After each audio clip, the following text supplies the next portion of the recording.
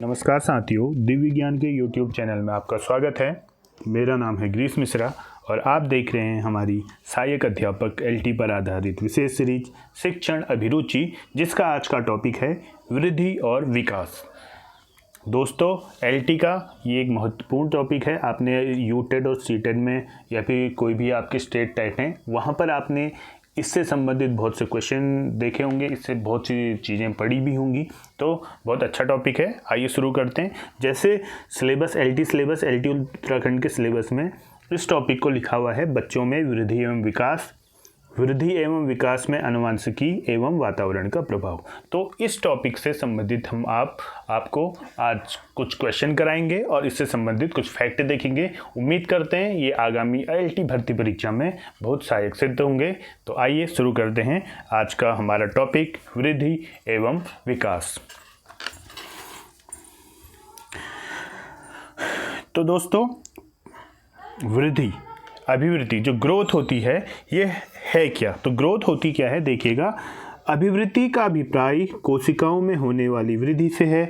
अभिवृद्धि के अंतर्गत भार का बढ़ना, ऊंचाई का बढ़ना, शारीरिक अंगों के आकार में परिवर्तन आना, बालों का बढ़ना, नाखूनों का बढ़ना आदि शामिल होता है। तो सिंपल सी बात है, जो अभिवृद्धि होती है, ग्रोथ होती है, ये किसी भी व्यक्ति के बाह्य या फिर उसका जो फिजिकल चेंजेस उसमें आ रहे हैं, जो हमें प्रत्यक्ष तौर पर दिख रहे होते हैं, उन्हीं को अभिवृद्धि कहते हैं। जबकि जो विकास होता है, डेवलपमेंट होता है, वो प्रत्यक्ष नहीं होता, उसके कुछ टर्म्स होते हैं, वो धीरे धीरे होता है, जीवन पर्यंत चलता रहता है, एकदम हमें परिवर्तन नहीं दिखाई देते हैं। जबकि अभिवृद्धि में हमें आमने सामने परिवर्तन दिखाई देता है। इसी प्रकार परिभाषा दी है, फ्रैंक की परिभाषा है। फ्रैंक महोदय ने परिभाषा दी है। क्या दी है फ्रैंक महोदय ने? कोशिकीय गुणात्मक वृद्धि ही अभिवृद्धि कहलाती है। यानी फ्रैंक क्या कह रहे हैं कि जो कोशिका में होने वाली गुणात्मक वृद्धि है, उसी को अभिवृद्धि कहा जाता है। ये स्टेटमेंट है फ्रैंक का। तो फ्रैंक क्या कहते हैं? फ्रैंक कहते हैं कि जो हमारी कोशिकाएं हैं, उनमें होने वाली गुणात्मक वृद्धि, देखो दो चीज़ें होती है, गुणात्मक होता है, मात्रात्मक होता है। तो ये बात कर रहा है गुणात्मक वृद्धि की। तो कोशिका में होने वाली गुणात्मक वृद्धि को ही अभिवृद्धि कहते हैं। इसी प्रकार मेरिडिथ हैं, इन्होंने अभिवृद्धि की परिभाषा किस रूप में दी है? वो कहते हैं कुछ लेखक अभिवृद्धि का प्रयोग केवल आकार की वृद्धि के अर्थ में करते हैं और विकास का प्रयोग विभेद और विशिष्टीकरण के रूप में करते हैं। तो जो मेरिडिथ थे, इन्होंने विकास और अभिवृद्धि दोनों को साथ लेकर कहा है। क्या कहा है कि कुछ जो लेखक है, अभिवृद्धि का प्रयोग केवल आकार की वृद्धि के अर्थ में करते हैं और विकास का प्रयोग विभेद और विशिष्टीकरण के रूप में करते हैं। तो ये परिभाषा दी है मेरिडिथ ने। तो पहली फ्रैंक ने दी थी और ये दी है मेरिडिथ ने। इसी प्रकार विकास क्या होता है? विकास होता है व्यक्ति में समग्र परिवर्तन ही विकास है। समग्र का मतलब होता है ऑल राउंड, यानी हर चीज़ों में जो आपका वृद्धि हो रही है, समग्र। अगर आप समग्र देखोगे तो उसी को हम विकास कहते हैं। यहाँ परिवर्तन से तात्पर्य शारीरिक, मानसिक या फिर संवेदनात्मक विकास से है। यानी संवेदनात्मक विकास यानी यहाँ जो परिवर्तन की बात हो रही है, जैसे व्यक्ति में समग्र परिवर्तन ही विकास है। जो ये परिवर्तन है, ये क्या परिवर्तन है, किस में परिवर्तन है? ये शारीरिक स्थिति में परिवर्तन, मानसिक स्थिति में परिवर्तन या संवेगात्मक स्थिति में परिवर्तन से है। वास्तव में ये अभिवृद्धियों का योग है। कहने का मतलब है, देखो सिंपल सी बात है, जो अभिवृद्धि है, अभिवृद्धि जो है, देखो जैसे हाथों में वृद्धि हो रही, पैरों में वृद्धि हो रही है, उसके मस्तिष्क नहीं बोलेंगे, उसके बाहरी आवरण में, उसके चेहरे में वृद्धि हो रही है, उसके शरीर के आकार में वृद्धि हो रही है। अगर आप इन सभी का योग कर देंगे तो वास्तव में वो विकास के परिणाम स्वरूप आपको दिखाई देगा। इसी प्रकार विकास के परिणाम स्वरूप प्राणी में नई नई योग्यताएं, विशेषताएं एवं कार्यकुशलताएं प्रदर्शित होती हैं। तो सिंपल सी बात है, विकास एक प्रकार का समग्र परिवर्तन है और ये परिवर्तन शारीरिक हो सकता है, मानसिक हो सकता है, संवेगात्मक हो सकता है। और साथ में अगर एक शब्दों में कहें तो अभिवृद्धियों के योग को ही हम विकास कहते हैं। और ये विकास हमें या फिर प्राणी में नई नई योग्यताएँ, विशेषताएँ एवं कार्यकुशलता को लेकर आता है। आगे बढ़ते हैं। विकास से संबंधित हरलॉक की परिभाषा है। हरलॉक क्या कहते हैं? हरलॉक कहते हैं कि विकास अभिवृद्धि तक ही सीमित नहीं होता है, इसकी अपेक्षा इसमें परिपक्व अवस्था के लक्षण और परिवर्तनों का प्रगतिशील क्रम निहित होता है। तो हरलॉक कह रहे हैं कि जो विकास अभिवृद्धि तक ही सीमित नहीं होता है, वृद्धि तक ही सीमित नहीं है, उसकी लिमिट वृद्धि तक नहीं है। जैसे शरीर में क्या होता है, शरीर में एक एज के बाद हमारी जो वृद्धि है रुक जाती है, लेकिन इसका मतलब ये थोड़ा है कि हम जो है अब आगे बढ़ेंगे ही नहीं, हम बढ़ेंगे विकास, अब होगा हमारा विकास। अभी तक तो अभिवृद्धि से आप चेक कर रहे थे, अब जो है हमारा मानसिक विकास होगा, हमारा संवेगात्मक विकास होगा, हमारा सामाजिक विकास होगा, तो उसमें हम धीरे धीरे आगे विकास की ओर जाएंगे। इसकी अपेक्षा इसमें परिपक्व अवस्था के लक्ष्य और परिवर्तन का प्रगतिशील क्रम निहित होता है। तो ये कह रहे हैं कि अभिवृद्धि तक ही सीमित नहीं होता, जबकि इसमें परिपक्वता अवस्था, मैच्योरिटी और लक्ष्य परिवर्तन का प्रगतिशील क्रम निहित होता है किसमें? विकास में। तो ये परिभाषा हुई हरलॉक की। आगे बढ़ते हैं। अब देखिए अभिवृद्धि और विकास में अंतर क्या होता है। सिंपल सी बात है, छोटा टॉपिक है, लेकिन आप इसे समझिएगा। अभिवृद्धि और विकास में कभी कभी कन्फ्यूजन होता है, आप जो है इसे सुन लीजिएगा। अगर आपको आता है अच्छी बात है, नहीं आता है आप जो है एक बार अपना रिवाइज के लिए देख लीजिए। देखिए अभिवृद्धि क्या होता है? अभिवृद्धि का स्वरूप बाह्य होता है। सिंपल सी बात है, बाह्य रूप से अगर कोई चीज़ चेंज हो रही है तो वो अभिवृद्धि होगी, जबकि विकास आंतरिक और बाह्य दोनों होता है। ध्यान रखना, अभिवृद्धि सिर्फ बाह्य होता है और विकास बाह्य और आंतरिक दोनों होता है। अभिवृद्धि कुछ समय के बाद रुक जाती है, जैसे हमारी हाइट। इसी प्रकार विकास रुकता नहीं है, विकास जीवन पर्यंत चलता रहता है। इसी प्रकार अभिवृद्धि का संबंध शारीरिक तथा मानसिक परिपक्वता से है।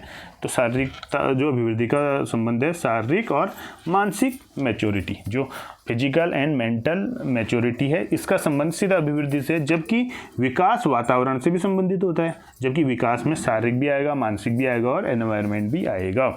इसी प्रकार अभिवृद्धि का कोई लक्ष्य नहीं होता, जबकि विकास लक्ष्योन्मुखी होता है। यानी वो जो विकास अगर हो रहा है तो लक्ष्य की ओर ही होगा, लक्ष्य को केंद्रित में रख के ही होगा। अभिवृद्धि में कोई निश्चित दिशा नहीं होती, अभिवृद्धि की कोई पर्टिकुलर निश्चित दिशा नहीं होती, जबकि विकास की एक निश्चित दिशा होती है। अभिवृद्धि का प्रयोग संकुचित अर्थ में, नैरो मीनिंग में लिया जाता है, जबकि इसे व्यापक या ब्रॉड वे में लिया जाता है। इसी प्रकार अभिवृद्धि पर वातावरण के कारकों के अनुसार प्रभाव पड़ता रहता है, यह लाभदायक हानिकारक हो सकता है।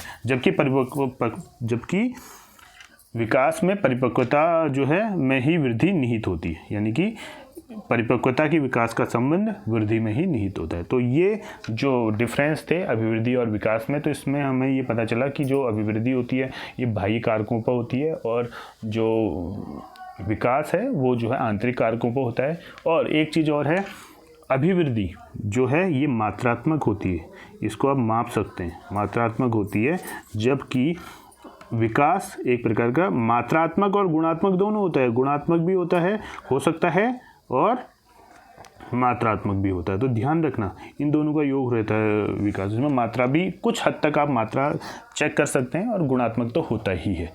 इसी प्रकार आगे बढ़ते हैं।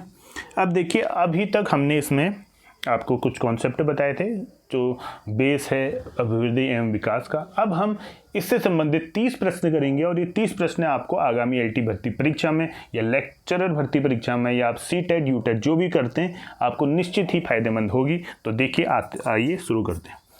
देखिए विकास की प्रत्येक अवस्था में बालक होता है। बालक में क्या होता है? तो विकास हो रहा है प्रत्येक अवस्था में, तो क्या होगा? परिवर्तन होगा। तो विकास की प्रत्येक अवस्था में बालक में परिवर्तन होता है। अभिवृद्धि और विकास की प्रक्रिया उसी समय से आरंभ हो जाती है जिस समय बालक होता है। कहाँ होता है? जन्म से पहले, यानी जब वो गर्भ में होता है तभी से उसकी विकास की प्रक्रिया और अभिवृद्धि की प्रक्रिया शुरू हो जाती है। विकास की धारणा में उन सभी तत्वों का समावेश किया जाता है जो मनुष्य को संपूर्णता प्रदान करते हैं। यह कथन किसके द्वारा दिया गया? ये इरिक्सन के द्वारा दिया गया। तो इरिक्सन महोदय क्या कहते हैं?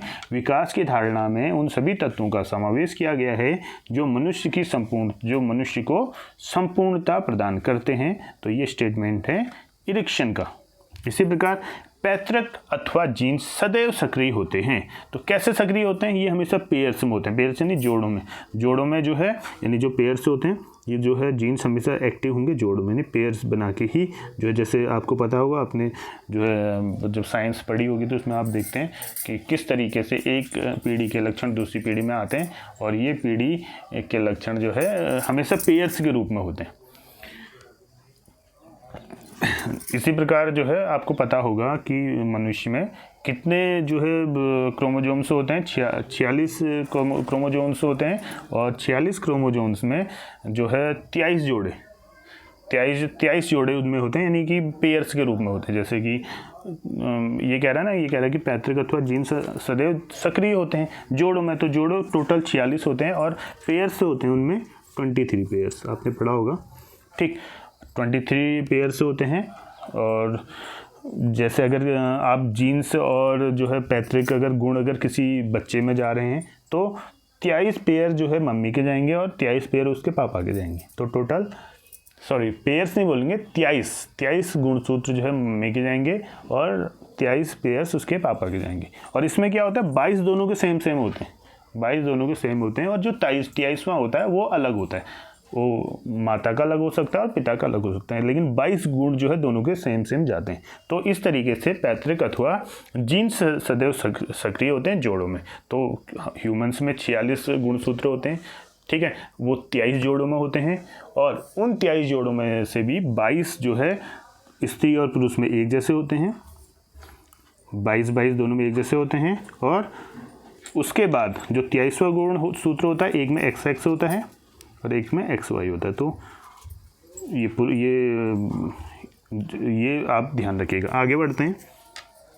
सीखने की गति अत्यंत तीव्र किस अवस्था में होती है? तो सीखने की गति अत्यंत तीव्र होती है, सबसे ज़्यादा होती है शैशवावस्था। तो शैशवावस्था में जो है सीखने की गति सबसे तेज बच्चा सीखता है। इसी प्रकार शैशवावस्था में शिशु शब्दों, वाक्य अथवा क्रियाओं को बार बार दोहराने की प्रवृत्ति पाई जाती है। ऐसा क्यों होता है? ऐसा इसलिए होता है कि दोहराने में शिशु को आनंद का अनुभव होता है। तो ये जो है सीखने का एक सिद्धांत भी है कि अगर आपको जो है सीखने में अगर कोई अधिगम के दौरान अगर सुखद अनुभव हो रहे हैं तो आप अच्छे तरीके से सीखते हैं, तो इसलिए शिशु को भी उसमें आनंद का अनुभव होता है। इसी प्रकार किशोरों में संवेग का विकास किया जा सकता है। कैसे आप किशोरों में संवेग, इमोशंस को डेवलप कर सकते हैं? तो उनमें कला, साहित्य, संगीत तथा सांस्कृतिक कार्यक्रमों का आयोजन करवाकर उनमें संवेगों का विकास किया जा सकता है।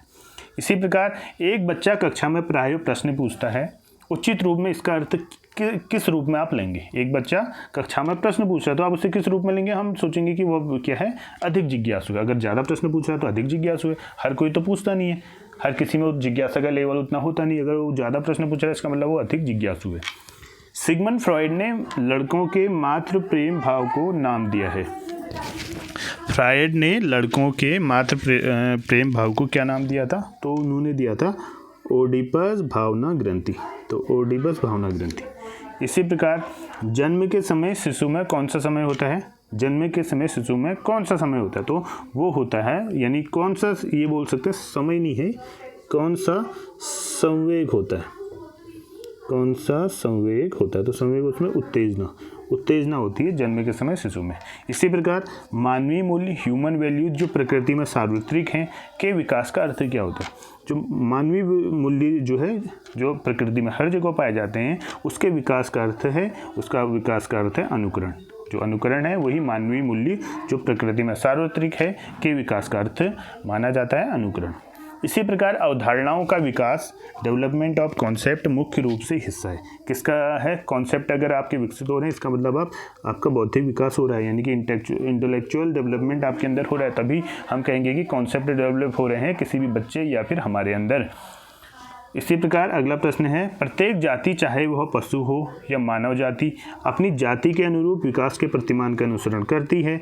यह परिभाषा किसने दी है? तो ध्यान रखिएगा, प्रत्येक जाति चाहे वह पशु हो या मानव जाति अपनी जाति के अनुरूप विकास के प्रतिमान का अनुसरण करती है। यह परिभाषा दी थी हरलॉग महोदय ने। तो हरलॉग महोदय ने यह परिभाषा दी थी। इसी प्रकार अच्छे वंशानुक्रम की संतान भी बिगड़ सकती है। तो उसके पीछे कारण क्या हो सकता है? अगर बहुत अच्छा उसके परिवार में लोग हैं, मतलब बड़े सभ्य लोग हैं, वो भी बिगड़ सकते हैं। लेकिन क्यों बिगड़ सकते हैं? अगर उसको बुरा वातावरण मिलेगा तो वो जो है संतान बिगड़ सकती है। तो इसलिए वंशानुक्रम के साथ साथ वातावरण का सीधा प्रभाव बच्चे के डेवलपमेंट पे पड़ता है कि बच्चा किस तरीके से होगा, उसका आने वाला जो भविष्य कैसा होगा, उसके एनवायरनमेंट पर बहुत हद तक निर्भर करता है। जितना जीन्स पर निर्भर करता है उतना ही उसके वातावरण पर भी निर्भर करता है। क्योंकि हमें पता है कि अगर कोई भी बच्चा है वो कैसे बन रहा है, वंशानुक्रम और वातावरण के गुणनफल के रूप में होता है, योग के रूप में नहीं होता है, बल्कि गुणनफल के रूप में होता है। जितना काम जो है वंशानुक्रम करेगा उतना ही वातावरण भी करता है। इसी प्रकार व्यक्ति के जन्मजात गुणों का कुल योग क्या कहलाता है? तो व्यक्ति के जन्मजात गुणों का कुल योग कहलाता है आनुवंशिकता। आनुवंशिकता की परिभाषा अगर कोई कहेगा कि आनुवंशिकता क्या होती है, तो आनुवंशिकता होती है व्यक्ति के जन्मजात गुणों का कुल योग आनुवंशिकता होती है। अगला प्रश्न है, नवजात शिशु स्वयं को किस प्रकार के खेल में सम्मिलित करते हैं? तो जो नवजात शिशु हैं तो वो अपने इंद्रिय जो सेंसेस हैं उनसे संबंधित खेल करेंगे, और गत्यात्मक खेल, गत्यात्मक यानी जिसमें जो है मोशन वाले करेंगे जो नवजात शिशु होगा। तो यानी कि वो अपने इंद्रियों का प्रयोग और गत्यात्मक खेल, यानी कहने का मतलब जिनमें जैसे हाथ पैर चलाना, इस तरीके की जो है खेल वो ज़्यादा करना करेगा। इंद्रिय से संबंधित यानी हाथ, नाक, कान, इनसे संबंधित खेल वो करना जो है करता है, कहने का मतलब है। अगला प्रश्न है, किशोरावस्था जन्मोपरांत मानव किस विकास की कौन सी अवस्था है? जो किशोरावस्था कौन सी अवस्था है जन्म के उपरांत? तो वो तीसरी अवस्था है। किशोरावस्था तीसरे में आता है। जैसे शैशवावस्था होती है, फिर दूसरा बाल्यावस्था होती है, फिर किशोरावस्था हो जाती है, तो ये तीसरी अवस्था मानी जाती है। इसी प्रकार मानव विकास की किस अवस्था में शिशु के अंदर स्वप्रेम की भावना, जिसमें नर्सिसिज्म कहलाते हैं, जिसे अत्यंत प्रबल होती है? तो कहने का मतलब ध्यान देना, बहुत ही इंपॉर्टेंट प्रश्न है। वहाँ पर अगर एग्जाम में आएगा तो वहाँ पर बच्चे कंफ्यूज करेंगे नया शब्द दे करके, नर्सिसिज्म। तो जो नर्सिसिज्म है ये होता है जो छोटे शिशु होते हैं उनके अंदर अपने से प्रेम करने की जो भावना होती है। बच्चा जो छोटा होता है वो अपने से सबसे ज़्यादा प्यार अपने आप से करता है, तो वो स्वप्रेम की भावना उसको कहते हैं नर्सिसिज्म। तो ये जो है किस अवस्था में सबसे ज़्यादा होता है? ये शैशवावस्था में होता है कि बच्चा अपने आप से सबसे ज़्यादा प्यार कब करता है? जब वो शैशवावस्था में होता है। और स्वप्रेम की भावना जिसे कि क्या कहते हैं? नर्सिसिज्म कहते हैं। ये ध्यान रखिएगा, ये प्रबल होती है शैशवावस्था में। इसी प्रकार ब्राइड ने लड़की के पितृ प्रेम भाव को क्या नाम दिया था? जो ब्राइड हैं ये मनोवैज्ञानिक है, इन्होंने लड़की के जो लड़की अपने पिता से ज़्यादा प्रेम करती है और लड़का जो है अपनी मम्मी से ज़्यादा प्रेम करता है, तो इस पितृ प्रेम भाव को क्या नाम दिया इन्होंने दिया इलेक्ट्रा भावना ग्रंथि। तो ध्यान रखना, जो ब्राइड हैं उन्होंने लड़की के पितृ प्रेम भाव को क्या नाम दिया? तो जो लड़कियां होती हैं अपने पापा से ज़्यादा प्रेम करती हैं, इसलिए करती हैं क्योंकि ब्राइड ने कहा कि उनमें एक इलेक्ट्रा भावना ग्रंथि होती है जिसके आधार पर लड़की पितृ यानी पापा से प्रेम ज़्यादा करती है। इसी प्रकार प्रारंभिक विद्यालय आयु या फिर जिसे एलिमेंट्री स्कूल एज होता है, ये जो है बालक की कौन सी अवस्था होती है कि जिसे हम प्रारंभिक विद्यालय आयु कहें? तो वो होती है बाल्यावस्था। तो बाल्यावस्था में ही बच्चा विद्यालय जाता है, शैशवावस्था में तो जाता नहीं, ये बाल्यावस्था में जाता है। तो बाल्यावस्था को प्रारंभिक विद्यालय आयु कहा जाता है।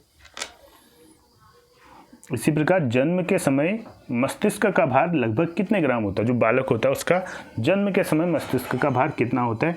तो इसका मस्तिष्क का मान होता है एवरेज 350, यानी 300 ग्राम से 400 ग्राम के बीच में होता है। तो एवरेज अगर माने तो हम 350 ग्राम के आसपास जन्म के समय मस्तिष्क का भार लगभग इतना होता है। बालक जन्म के समय बालिकाओं से लगभग कितने इंच लंबे होते हैं? देखिए, जब जन्म होता है एक बालक और एक बालिका का जब जन्म होता है तो उनकी हाइट, एवरेज हाइट अगर हम देखें तो उनमें हमेशा लड़कियों की हाइट उसमें ज़्यादा होती है जन्म के समय। तो वो कितनी ज़्यादा होती है? तो वो जो होती है लगभग आधा इंच, 0.5 इंच लगभग ज़्यादा होती है बालिकाओं। ठीक, सॉरी, बालकों की ज़्यादा होती है, बालिकाओं की नहीं होती है। ये बालक हो गए बॉयज़ और ये गर्ल्स होगी। तो बॉयज़ जो है गर्ल्स से लगभग आधा इंच बड़े होते हैं, लगभग एवरेज है। तो बॉयज़ की ज़्यादा होती है, गर्ल्स की थोड़ा कम होती है, तो ध्यान रखिएगा। इसी प्रकार शैशवावस्था को सीखने का आदर्श काल किसने कहा है? जो शैशवावस्था है उसको सीखने का जो आदर्श काल का है वो कहा है वैलेंटाइन महोदय ने। तो वैलेंटाइन ने क्या कहा है कि जो शैशवावस्था होती है वो सीखने की आदर्श अवस्था या आदर्श काल उसे माना जाता है। बाल्यावस्था को जीवन का अनोखा काल किसने कहा है? तो बाल्यावस्था को जीवन का अनोखा काल कहा है कोल और ब्रूस ने। जीवन का अनोखा काल वो कहा है कोल और ब्रूस ने। इसी प्रकार मनोलैंगिक विकास सिद्धांत साइकोलॉजिकल डेवलपमेंट थ्योरी के प्रतिपादक कौन है? तो मनोलैंगिक विकास सिद्धांत के प्रतिपादक हैं सिगमंड फ्राइड। तो सिगमंड फ्राइड ने ही साइकोलॉजिकल डेवलपमेंट थ्योरी जो है दी थी। इसी प्रकार सीखने की गति अत्यंत तीव्र किस अवस्था में होती है? तो अभी हमने पढ़ चुके हैं सबसे ज़्यादा तीव्र शैशवावस्था में ही जो सीखने की गति अत्यंत तीव्र होती है। इसी प्रकार अगला क्वेश्चन है मानवीय मूल्यों जो प्रकृति में सार्वत्रिक हैं के विकास का अर्थ क्या है? जो मानवीय मूल्य होते हैं प्रकृति में हर जगह होते हैं, तो इसका अर्थ है अभिव्यक्ति। तो अभिव्यक्ति ही जो वो मानवीय मूल्य होते हैं जो प्रकृति में हर जगह क्या होते हैं, जो है विकसित होते हैं, फैले होते हैं। इसी प्रकार सेकेंड लास्ट क्वेश्चन है आज का, किस अवस्था में मानसिक बिंबों मेंटल इमेजेस का महत्व नहीं होता?